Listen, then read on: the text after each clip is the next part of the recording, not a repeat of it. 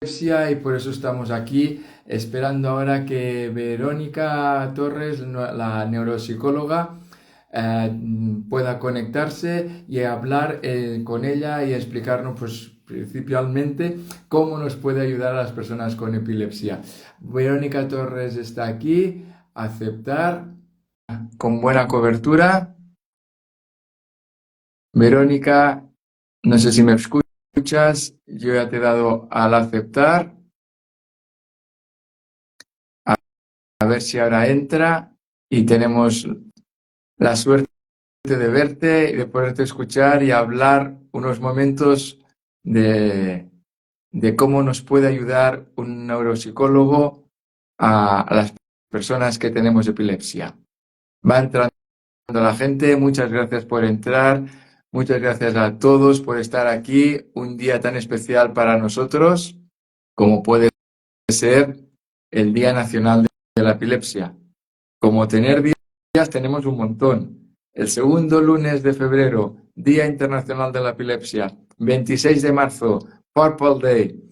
Ahora, el Día Nacional y todo el mes de noviembre, el mes de la concienciación. O sea, que podemos dar mucha fuerza a explicar y a transmitir lo que queremos, nuestras inquietudes. Y esto lo que haremos hoy con la neuropsicóloga clínica Verónica Torres, que se está uniendo. Ahora sí. Hola. Ahora sí.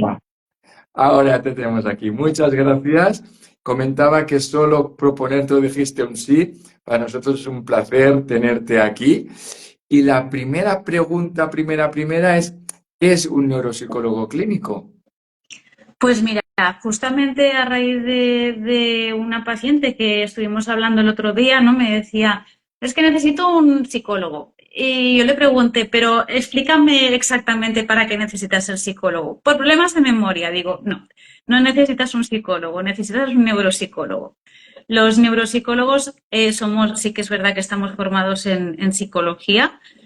Somos graduados o licenciados en psicología, pero después hacemos una especialización en neuropsicología clínica, que es más la parte neurológica, que explicaría pues todas estas dificultades de memoria, de lenguaje, de atención que podemos encontrar tanto en daño cerebral adquirido, como en demencias, como en problemas de neurodesarrollo, como los trastornos de aprendizaje, como también en trastornos psiquiátricos. Entonces, para llegar a ser neuropsicólogo clínico, nos tenemos que formar 3 años en un servicio de neurología. Entonces es muy diferente, ¿no? Por ejemplo, a mí se me llega una depresión, al final soy psicóloga y sabré más o menos cómo abordarla, aunque de entrada siempre digo que no, pero si me llega un ictus, sí que es más mi terreno, no tanto los trastornos emocionales. Ujú. Entonces, concretamente para la epilepsia, sí que es verdad que está la parte cognitiva, ¿no? Todos estos déficits cognitivos que pueden aparecer propios a la enfermedad o, como ya iremos hablando, a medicación y demás. Y también está la parte emocional, ¿no? La gracia al final del neuropsicólogo es que también hace un acompañamiento emocional en todos estos aspectos que hemos ido comentando, en las enfermedades neurológicas, en el daño cerebral, pero sí que somos un poco los desconocidos, los bichos raros de la psicología, que digo yo, porque hay muchas veces que me preguntan, ¿qué eres qué? ¿Neuro qué? Porque la gente no conoce la figura del neuropsicólogo y poco a poco se va introduciendo en la sanidad pública, que hasta ahora, hasta hace poquitos años, muy pocos hospitales tenían neuropsicólogo clínico y ahora en la zona creo que casi todos los hospitales que tenemos disponen de esta figura, que es una gran suerte. O sea, que tú vas a tu hospital de referencia y Ujú. puedes encontrar un neuropsicólogo. En principio, sí. Los hospitales que tenemos en la zona, algunos se me escapará, pero los que tengo así más de referencia, la mayoría tienen neuropsicólogo ya. Sí que es verdad que nos tienen un poco así como hay algunos neuropsicólogos que nos dedicamos a algunas áreas y a otras no, o que se ofrecen algunos servicios o otros no, o algunos neuropsicólogos pueden estar más vinculados a servicios de geriatría por el tema de las demencias y no hacer tanto el abordaje del daño cerebral o de los problemas neurológicos. pero poco a poco sí que se ha ido introduciendo, que antes solamente encontrábamos neuropsicólogos en Barcelona Ujú. y en Perdona hospitales así. que no te he presentado, como ya es una cara conocida. Ya somos de Discúlpame. la familia. Sí, eres neuropsicóloga en el Hospital de Joan 23 de Tarragona y aparte eres directora en tu centro en Reus. Vale, es que para la gente que nos está viendo, claro, yo he abordado así, Ale, a la directa, perdón, pero así ya estás presentada. Entonces, dices que los que tenemos aquí en la zona podemos... ¿y cómo sería? O sea, tengo que ir a mi neurólogo, tengo que ir a mi médico de cabecera para llegar a vosotros, ¿cómo lo tenemos que hacer? Claro, cada hospital funciona de una manera, ¿eh? Aquí tampoco quiero meter la pata porque cada hospital funciona de una manera, pero en nuestro caso sí que nos derivan los pacientes los neurólogos. Bueno, nos derivan tanto neurología como otros servicios, ¿no? Y a través del médico de cabecera también se puede hacer solicitud, la filtran desde el servicio en el que pertenece el neuropsicólogo y entonces se decide si corresponde la visita o no. Pero normalmente Ujú. son los neurólogos, ¿eh? Más en el caso de la epilepsia, concretamente, son los neurólogos los que trabajan mano a mano con nosotros que nos van derivando los pacientes. Vale, entonces, por ejemplo, nosotros que tenemos epilepsia, nos diagnostican que tenemos epilepsia, entonces tendríamos que hacer una valoración con un neuropsicólogo, ¿es útil o decimos, mira, cuando me dé cuenta ya lo haré, ¿no? Más adelante, o es imprescindible hacerlo cuanto más rápido mejor. Imprescindible, no hay nada. Lo imprescindible en el caso de la epilepsia es la medicación. Si tenemos un estudio neuropsicológico, a nosotros, por ejemplo, nos ayuda mucho tener un estudio neuropsicológico basal, que es el previo a que aparezcan las dificultades para saber qué cambios hay antes y después, ¿no? Pues puede haber más lesiones por la propia epilepsia o qué efectos está teniendo la medicación y demás. Pero normalmente sí que te diría que en el 99% de los casos los pacientes nos llegan cuando ya hay una clínica, que suele ser, pues me cuesta encontrar las palabras o me cuesta concentrarme o pierdo la memoria y entonces sí que el neurólogo suele derivarnos a nosotros. Pero sí que nos es útil y esto se hace muy poco, muy poco, tener el basal que decimos, porque claro, es que después esto sí que es verdad que con la clínica lo ves, ¿no? Si es el efecto de la enfermedad o de la medicación o de qué, pero ¿cuál era el rendimiento previo de esta persona? Entonces, vosotros podéis mirar el rendimiento previo a tener Ujú. las crisis. No, esto es. ¿Tenemos algún instrumento que nos hace como calcular más o menos cuál era el rendimiento previo, pero a grandes rasgos, sin llegar a, bueno, pues por ejemplo, yo soy súper despistada. Si me pasase algo, no sé qué sería, si por lo que me ha pasado o por lo despistada que soy de base, ¿no? Entonces, sí que hay algún instrumento que nos hace intuir cómo era esa persona previamente, pero claro, no podemos saberlo al 100% si no tenemos un estudio neuropsicológico previo. Pero ya digo que eso se hace en muy pocos casos, nos llegan muy pocos casos para valorar previamente. Y lo que sí nos pasa en la epilepsia, por ejemplo, es que antes de que el paciente, en muchos casos, pues refiera a esta clínica, estas dificultades cognitivas, el neuropsicólogo también es útil para ver dónde está localizado el foco epiléptico.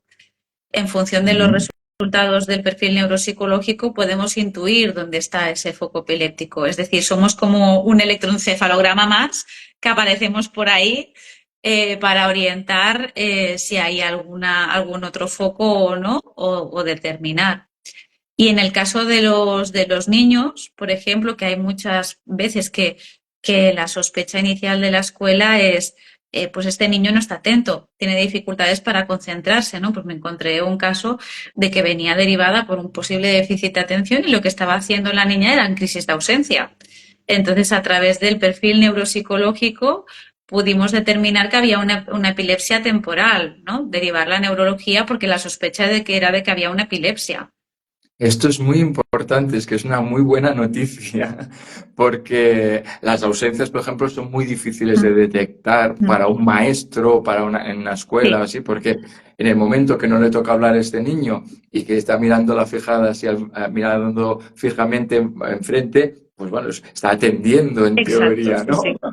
En Sí, cambio, sí. vosotros podéis ya decir, pues mira, si tiene el focal, frontal, ostras, esto es, dais una pista muy importante al neurólogo para Ujú. decir, investiga y haz más electros aquí o la prueba que tenga que hacer, ¿no? Esto es Ujú. me ha gustado, es muy importante. Y en la gente que tenemos epilepsia a nivel cognitivo, ¿qué dificultades podemos tener? La memoria la sabemos casi todos, ¿qué nos pasa? Pero aparte de esta, ¿qué dificultades podemos tener? Depende de dónde esté el foco. Hay gente, bueno, yo creo que la memoria y el lenguaje es lo que es más evidente, ¿no? Pero si el foco es más frontal, nos puede costar concentrarnos, planificarnos, organizarnos, en función de dónde esté el foco. Y muchas veces cuando es multifocal, pues ya encuentras dificultades a nivel global. Vale. Entonces, a nivel de estas pruebas, vosotros definís un poco el foco y aquí Ujú, podríamos empezar a trabajarlo un ujú. poquito. Porque la medicación también nos puede afectar un poco a lo que sería el nivel cognitivo. Sí, sí, sí. Sobre todo depende del tipo de medicación, ¿eh? Cada medicación es un mundo y muchas veces lleváis medicación combinada, ¿no? Hay gente que está con dos anticomerciales a la vez, pero muchas veces lo que nos encontramos en consulta es un enlentecimiento cognitivo. Es decir, la información la proceso más lentamente y puede ser que la clínica que esté presentando la persona, las dificultades que nota son dificultades de memoria. Pero claro, si yo noto dificultades de memoria, pero vienen asociadas a que proceso la información de una manera más lenta, es que cuando la información ya está por aquí, yo aún estoy procesando esta. Por lo tanto, todo lo que va por medio lo estoy perdiendo, ¿no?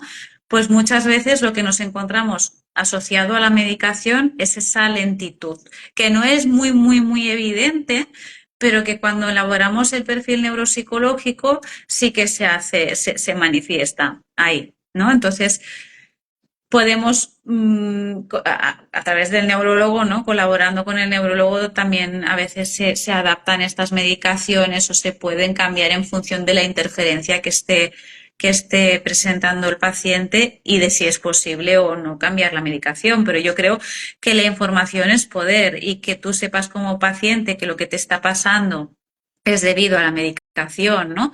Y que esos problemas de memoria se pueden deber a que procesas la información de una manera más lenta, ya te puede dar muchas pistas de cómo adaptar tu día a día, ¿no?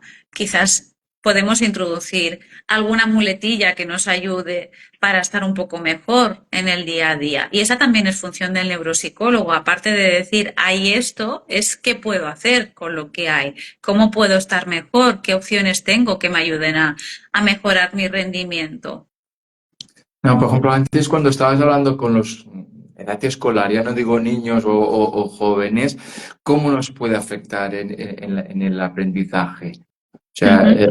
en ese momento que no hemos procesado y el profesor ha seguido hablando, eso me lo he perdido. Entonces, Exacto. ¿cómo, cómo podemos que nos puedan ayudar los profesores y nosotros cómo nos afecta también a unas órdenes, a lo que nos están explicando en la edad escolar? Ujú, Después hablamos, si quieres, del trabajo, que también podríamos hablar, pero hablando de hasta jóvenes o hasta ujú, universitarios. ujú. Sea, yo creo que la data escolar aquí es clave, porque los colegios y los institutos están muy acostumbrados a tratar con dificultades de aprendizaje, con trastornos de aprendizaje, pero esto es otra liga, no estamos ahí, ¿no? Entonces tienen que entender, ¿no? Hay que trabajar muy mano a mano, neuropsicólogo con escuela, para transformar estas cosas que nosotros decimos, ¿no? De la velocidad de procesamiento, de la lentitud, del déficit de atención, en cómo puede afectar en el aula y qué opciones tenemos para mejorar todo eso, ¿no? Entonces, pues eso, claro, es que el caso este que explicaba antes, como fue uno de mis primeros casos como neuropsicóloga, además me impactó tanto porque es que la niña venía por un posible déficit de atención y no lo era que tenía una epilepsia, ¿no? Y no estaba orientada de ninguna manera a que pudiese ser una epilepsia. Entonces ahí ya derivemos a pediatría y ya se puso en marcha todo el sistema. Pero claro, el déficit de atención es que realmente no es un déficit de atención. Habrá que hacer mucha psicoeducación en la escuela de qué es una ausencia y qué puede producir, ¿no? Y los compañeros, y qué hago en un examen con mis problemas de memoria o con esa velocidad de procesamiento más lenta, con toda esa información que me he perdido por el camino. Quizás necesito que se me dé un esquema estructurado, ¿no? Para que de toda esa información, o necesito tenerlo para repasarlo en casa de una manera más lenta y demás, ¿no? Pero aparte de eso, también podemos incidir haciendo lo que es la parte de rehabilitación neuropsicológica. Es decir, si yo tengo un foco epiléptico, al final el cerebro es plástico, ¿no? Tiene la gran capacidad de amoldarse. Y más cuando somos niños o adolescentes. Si yo tengo un foco epiléptico muy determinado a nivel temporal, lo que haremos será entrenar todo el cerebro, ¿no? Las funciones que nos interesan para que compensen ese foco, ¿no? Para que se asuman otras partes, para que asuman la función de donde están los déficits, ¿no? Entonces, súper importante en ese caso trabajar mano a mano con la escuela, transmitir lo que nosotros plasmamos en el informe neuropsicológico, que a veces suena chino, transmitir cómo puede afectar la medicación, transmitir que ese niño no es despistado y no es que esté mirando las moscas, ¿no? Sino que realmente hay una dificultad. Su cerebro tiene una dificultad para procesar todo aquello que está ocurriendo, ¿no? Y qué maneras tenemos para ayudarle desde la escuela y desde casa. No tenemos la bola de cristal. Mira, aquí siempre hablaremos de generalidades, o sea, Sí, no podemos exacto. hablar de un caso en concreto, pero ¿qué ejercicios podríamos hacer para pues esta memoria que se nos ha perdido o esta atención que se nos despista y pasa una mosca y ya estamos allí Ujú. con otro tema o haciendo la lista de la compra mientras nos están explicando no sé qué, ¿no? Entonces, hay ejercicios o qué podríamos realizar? Que tampoco me Ujú. imagino que no es hacer sudokus, como la gente se No. piensa que haciendo sudokus o haciendo un crucigrama ya se ha arreglado, por esto estáis vosotros, si no, no hubierais estudiado, pero ¿qué podemos hacer? Mira, hay tantas funciones cognitivas como ejercicios que se pueden hacer, ¿no? Al final, con un sudoku estás trabajando una cosa muy concreta. Yo pienso que en el caso de los adultos, sobre todo en el caso de los niños, es diferente porque puedes ayudar de otra manera. Pero en el caso de los adultos, la vida misma es una rehabilitación continua. ¿Vale? Entonces, el limitarte, me quedo en casa porque no voy a poder hacer esto o aquello, o porque me despisto, o porque no, la vida es un reto, ¿no? Y actúa como rehabilitadora propia de las funciones cognitivas. Entonces, no tiene ningún sentido que yo me ponga a estudiarme listas de palabras sin que para mí no significan nada, ¿no? Pero quizás es más importante que intente elaborar pues una lista de la compra larga y que aunque yo me lleve la chuleta en el bolsillo, que cuando esté comprando intente acordarme de lo que he escrito, ¿no? Eso ya sería un ejercicio de rehabilitación de la memoria o de entrenamiento de la memoria. O estar concentrado a una película y después decir, pues venga, voy a hacer un resumen o se la voy a explicar a tal persona. De esa manera me obligo a mantener los niveles de atención mientras estoy haciendo una cosa, ¿no? O leer un libro y hacerme un esquema de cada capítulo. Estoy trabajando muchas cosas, tanto el vocabulario, el lenguaje, la memoria, la atención y después la planificación para poder estructurar de una manera correcta la información. Y después tenemos muchísimos libros de ejercicios cognitivos que nos ayudan, teniendo en cuenta que no son los típicos cuadernillos, ¿no? Que se pueden dar para la gente mayor, por ejemplo, para entrenar, ¿no? Para estimular a nivel global, sino que existe material muy específico para cada función función y de niveles elevados, porque estamos hablando de que en muchos casos tenemos personas que son totalmente funcionales, que son autónomos, que están trabajando y que bueno, que llevan un alto rendimiento y una alta exigencia a nivel cognitivo, ¿no? Y depende de qué ejercicios les planteas, pero esto para mí es muy fácil. Pues ya hay material adaptado y retos adaptados a que puedan hacer una buena estimulación de las funciones cognitivas.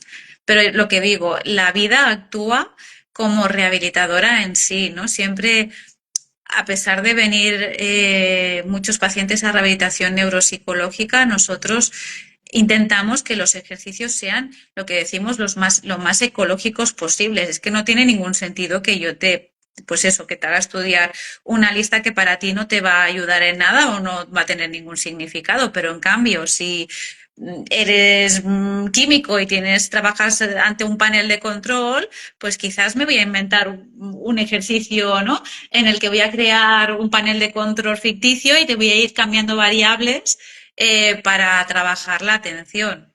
O sea, ahí tenemos que tener creatividad al poder. Perfecto. Y puede ser que yo tenía un nivel aquí arriba, ahora he bajado aquí, aunque esté en el estándar, como paciente pueda notar que ha bajado mi nivel de vocabulario, Sí, o de expresión, de memoria, y dicen, no, no, pues que tú tienes porque haces esto, esto. Puede ser que haya bajado ni que esté dentro de los estándares, sí. uno se lo puede notar. Sí, sí, sí, sí, sí. Mira, eso nos estamos encontrando ahora, por ponerte un ejemplo muy claro. Claro, al final los neuropsicólogos trabajamos con pruebas, ¿no? Con test que están validados psicométricamente y que te marcan que a partir de un punto de corte es donde están las dificultades, ¿no? Pero al final no dejas de ser el profesional clínico el que define dónde están las dificultades y dónde no. Nos estamos encontrando, por ejemplo, con gente mayor que inicia una demencia y que tiene un alto rendimiento previo, ¿no? Y que en las pruebas neuropsicológicas no sale absolutamente nada, pero esa persona está refiriendo que tiene unas dificultades o la familia se está dando cuenta de que tiene unas dificultades y el clínico está viendo que realmente respecto a lo que era antes hay unas dificultades. Y claro, si tú estás acostumbrado a trabajar en este umbral y bajas un poco, tú lo vas a notar, aunque sigas estando dentro de la normalidad psicométrica que decimos, ¿no? Pero no es esa normalidad. Para ti sí que hay unas dificultades y sí que clínicamente se pueden demostrar. Pero ahí está la figura, ¿no? Más allá de los test, ¿no? Que a veces la gente nos dice, es que os dedicáis a pasar pruebas y ya está. Pero esas pruebas las tenemos que interpretar en un contexto, ¿no? Más allá de lo que digan las matemáticas, está la figura del profesional por detrás y sí que se pueden notar dificultades, aunque estés dentro de la normalidad. Para ti, esa normalidad no es normal. No, es que esto nos damos cuenta en la asociación que a veces dices, no, no, o que tenemos más contacto, que a veces que el contacto que puede tener un profesional que es 1 hora, 2 horas a la semana, en la asociación hay más contacto y la gente te dice, no, es que me dicen que estoy bien, pero es que yo no me veo bien, yo veo que me cuesta, que empiezo una frase y no sé cómo acabarla. Y la acabo, Sí, la gente no se da cuenta, pero yo no quería decir eso. sí. Entonces, aquí hay esta interferencia, es decir, vale, estoy dentro de los parámetros, pero yo no era así, yo era de otra manera, ¿no? Entonces, esto, el nivel Totalmente. de estrés y todo esto, ¿se puede interferir también? Sí, sí, sí. Cuando una persona no descansa bien, cuando una persona va muy estresada, al final aparece irritabilidad, sintomatología ansiosa, claro, además toda la parte más emocional, ¿no? Una depresión te puede interferir también en el nivel cognitivo, pero sobre todo la ansiedad, que ya llevamos un ritmo de vida frenético, ¿no? Y yo creo que el 95% de la población tiene estrés. Al final, el cortisol, que es lo que se genera cuando estamos estresados, oxida nuestro cerebro. Por lo tanto, en algo se tiene que notar, ¿no? Y entramos en un modo automático de supervivencia de estos estímulos me interesan y estos no, como cerebro, ¿eh? No como persona. Y Ujú. omitimos cosas que se nos van, pero es por el estrés, no es por nada más. Entonces, ¿y una persona farmacoresistente? enfermedad se supone que lleva más medicación. Estamos hablando, vuelvo a decir, en generalidades. No estamos hablando de un caso concreto, porque a lo mejor no lleva más medicación, pero tener más crisis, tener más medicación, tener más, son más inputs para que tengas más déficit cognitivo y Sí, tengas que acudir antes a un neuropsicólogo. sí. Sí, sí, totalmente. Siempre pongo el ejemplo de alguien que se tuerce el tobillo. Si tú te haces un esguince de tobillo, te vas a estar resintiendo toda la vida, ¿no? Pero si te haces 5, el dolor va a ser mayor y vas a tener más probabilidades de tener más esguinces en ese tobillo, ¿no? Pues es exactamente lo mismo. A más medicación, a más crisis, al final son más cortocircuitos que estamos teniendo y que están influyendo en nuestro día a día, en nuestro rendimiento cognitivo. Vale. Ahora también una pregunta que se me acaba de ocurrir es, cuando entra una persona a urgencias por crisis, porque ha sido más crisis de las normales y se ha descontrolado o lo que sea, ¿también entra la figura del neuropsicólogo? No, ¿O esto primero es el caso clínico y después ya os lo derivan? exacto. Sí, sí. En urgencias de momento no entramos. No entráis. Vale, vale. No, y depende del tipo de crisis, es más fácil tener una pérdida de memoria, o sea, una ausencia es mejor o peor que una tónico-clónica, hablando así muy, muy casero. Es más, ¿dónde está el foco que el tipo de crisis? Sí que es verdad que, pues eso, las ausencias en los niños son claves, ¿no? Pero ¿dónde está el foco? Nos puede interferir mucho más. Vale. Y hablando de edad escolar, ¿qué podemos hacer a los papás y mamás que nos estén escuchando cuando tenemos a un hijo o hija, o nosotros mismos aún estamos de edad, yo ya no estoy en edad escolar, pero que estemos en edad escolar, ¿qué podemos hacer? También el déficit, si tenemos que pedir un plan individualizado, si tenemos que pedir unos informes, qué tenemos que hacer? Tenemos a alguien con epilepsia en edad escolar. Ujú. Ahí lo clave sería empezar por un estudio neuropsicológico para determinar qué dificultades hay a nivel cognitivo y también si la persona ya lleva medicación, qué dificultades está dando la medicación o si no las está dando o si las está dando. Y a partir de ahí ponernos en contacto con el colegio, explicar los resultados y ahí entra la figura del EAP, que es el equipo de atención psicopedagógica que atiende a todos los niños con dificultades de aprendizaje, sea por lo que sea, por trastornos del neurodesarrollo, por daño cerebral. Lo que pasa es que es como decía antes, ¿no? Hasta ahora pues es un equipo que está como muy acostumbrado a todo lo que es aprendizajes, pero aquí estamos jugando a otra liga, ¿no? Entonces ahí entra la figura del EAP, que hace un dictamen de niño con necesidades educativas específicas, ¿vale? Es lo que llamamos el dictamen NESE. Y con ese dictamen tenemos muchas opciones, ¿vale? La figura del neuropsicólogo se queda ahí eh, con la familia y explica las dificultades que hay y cómo podemos ayudarle desde el colegio, ¿no? Incluso colaborando, haciendo una adaptación curricular que puede ser un plan individualizado a nivel ya estructural, ¿no? A nivel académico que conste, ¿no? O un plan individualizado pero a nivel metodológico que simplemente se pacta con el niño y con la familia, ¿no?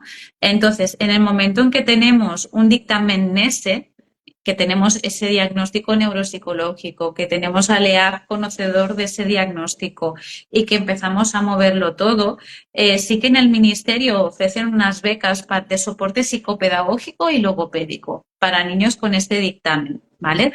Estas becas lo que hacen es que te cubren el tratamiento neuropsicológico y logopédico o psicopedagógico y logopédico, ¿vale?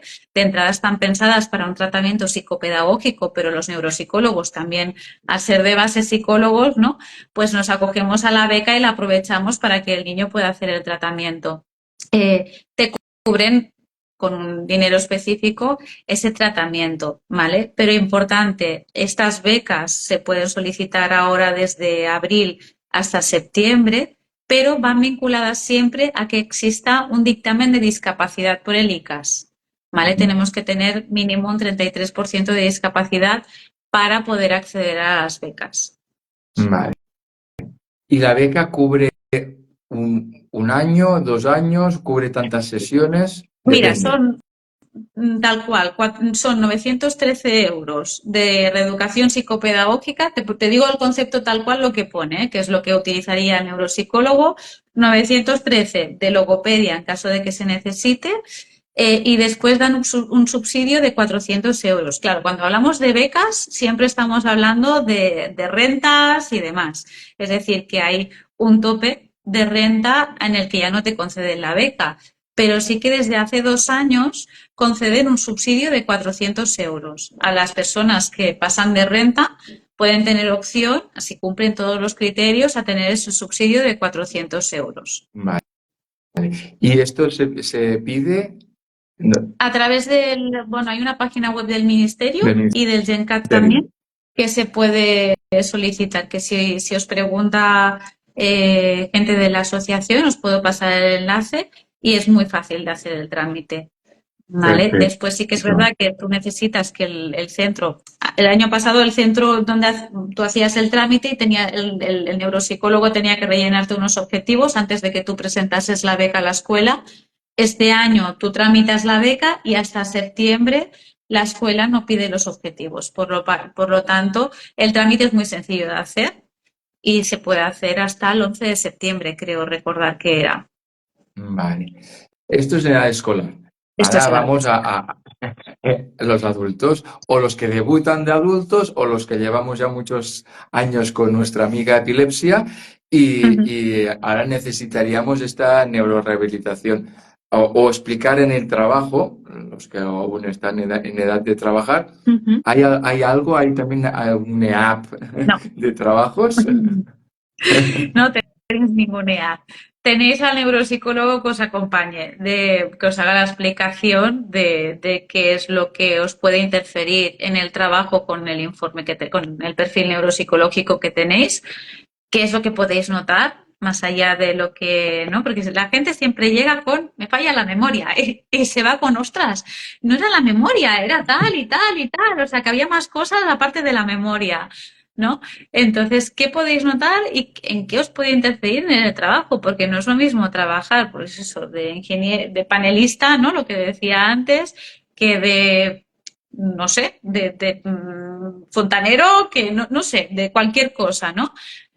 Cómo puede interferir en mi vida laboral, qué es lo que tengo que decir, qué es lo que no, qué es lo que pueden saber mis compañeros, qué es lo que no, o lo que deben o lo que es prioritario comunicar a la empresa. Pero de entrada, si tú ya vas con un certificado de discapacidad, la empresa ya se está comprometiendo a que puede ser que haya unas dificultades que estén interfiriendo en tu día a día, ¿no? Entonces tú eres libre de comunicarlas o no. Yo creo que es una facilidad el poderlas comunicar. Me puede pasar esto y al final, si la empresa es totalmente abordable, pues tiene que entenderlo. Pero sobre todo es eso, es entender muy bien de dónde partimos, ¿no? Y qué es lo que podemos tener, esa parte de comprensión del informe neuropsicológico, que ya te digo, si os diésemos el informe así tal cual, suena chino todo. Pero si lo explicamos, pues ay, es verdad, esto y aquello, ¿no? Y también aquí la bola de cristal, y que vuelvo a repetir, no todo el mundo es igual. ¿Es recuperable esa memoria que hemos perdido? ¿Es recuperable esa concentración? Porque nuestra epilepsia ha avanzado, porque nos han dado más medicación, y yo estaba en un nivel, me han dado medicación, ahora estoy aquí, pero esto es sin cambiar medicación porque es la que necesito. Con técnicas de neurorehabilitación se podría llegar a rescatar algo de memoria o algo de concentración, etcétera? Mira, la rehabilitación neuropsicológica se basa en 3 principios. En la restauración, que sería como la rehabilitación propiamente dicha de esas funciones, ¿no? Que yo las recupere. La sustitución de si esta área del cerebro no se puede hacer cargo, que se haga esta otra y me entrenan para que pueda ser así. Y la compensación. Hay muchas veces en las que no es posible recuperar esas funciones, pero tenemos herramientas, tenemos muletillas que nos pueden ayudar, ¿no? Pues si no puedo, igual que cuando me torzo el pie, necesito una muleta, pues si no puedo recordar, si me es más difícil recordar las cosas, pues quizás tenga que hacer un entrenamiento para aprender a utilizar una agenda, ¿no? Acostumbrarme a utilizar esa agenda, o trabajar con alarmas, o de qué manera, qué cosas, porque hay muchísimas cosas que tenemos en el día a día que nos pueden ayudar en ese sentido, ¿no? Y después hay también en el mercado muchas opciones que nos pueden ayudar a compensar esos déficits, pero sobre todo el tener claro esos 3 principios, que a veces no es posible el rehabilitar, pero podemos compensar. Pues nada, no te entretenemos más. Ya habéis visto la gran lo que nos puede ayudar un neuropsicólogo. Es una gran herramienta, no me salía la palabra y al final ha salido. La gran herramienta que tenemos para la gente con epilepsia o diversas, como hemos comentado también, otras enfermedades. Tener un neuropsicólogo al lado que nos pueda ayudar y nos pueda seguir dando esa calidad de vida que todos esperamos, ¿no? Entonces, de aquí te damos las gracias otra vez de haber aceptado esta entrevista. Quedará aquí en nuestras redes, quedará grabada por si alguien la quiere volver a recuperar y quiere volver a escuchar. Y feliz día de la Nacional de la Epilepsia, así lo conmemoramos nosotros. Ha sido uno de los 11 actos que hemos hecho, o sea, espero que habéis estado en alguno más y aún nos queda esta tarde y mañana. Y entonces, pues nada, gracias Verónica, gracias al público que nos ha estado escuchando y queda aquí para que la gente la pueda escuchar. Muchas gracias, David. Hasta la próxima. Hasta luego. Adiós.